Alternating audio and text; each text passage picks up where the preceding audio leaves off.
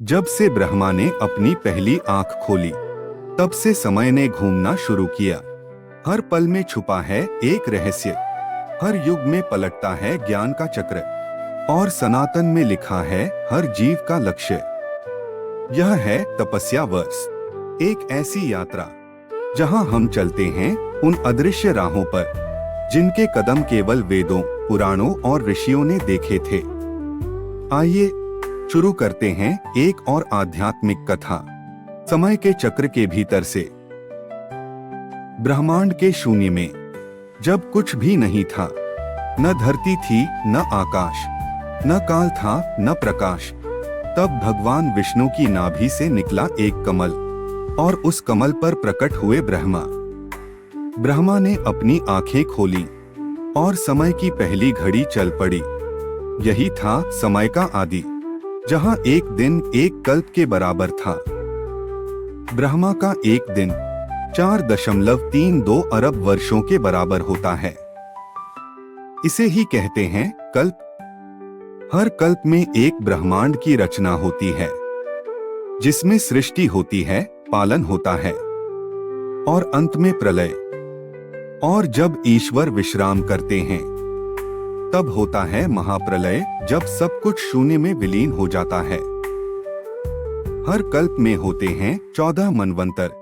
हर मनवंतर में एक नया मनु होता है, एक नया इंद्र और नए सप्तर्षि।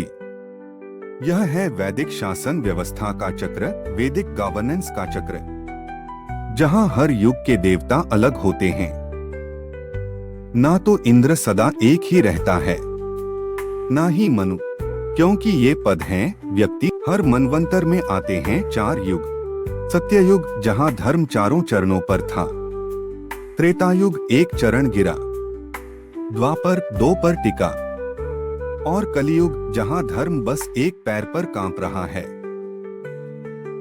आज हम कलियुग के अंतिम चरण में हैं, जहां ज्ञान नहीं, पाप वायरल होते हैं, जहां एक कल्प में अरबों वर्ष समाये होते हैं।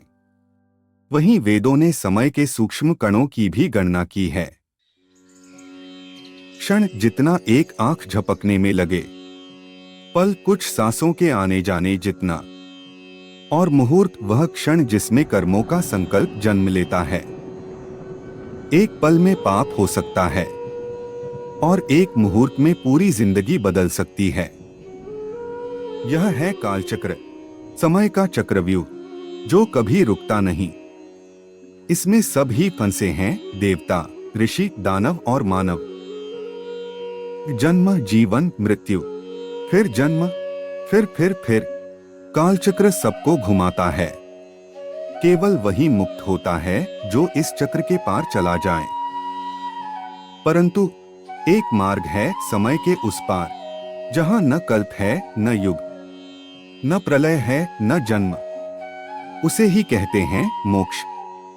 मोक्ष में आत्मा समय की जलन, जन्म मृत्यु के फेर से मुक्त हो जाती है और विलीन हो जाती है ब्रह्मा में, शांति में, पूर्णता में। यही है कालचक्र के 7 रहस्य। कालचक्र रुकता नहीं, हर आत्मा उसमें चक्कर काटती है, कभी जन्म, कभी मृत्यु और कभी मोक्ष की ओर बढ़ती है। यदि आपको यह यात्रा ज्ञानमय और गहन प्रतीत हुई हो, तो तपस्या वर्स को अवश्य सब्सक्राइब करें। अपना योगदान दीजिए इस सनातन तपस्या में।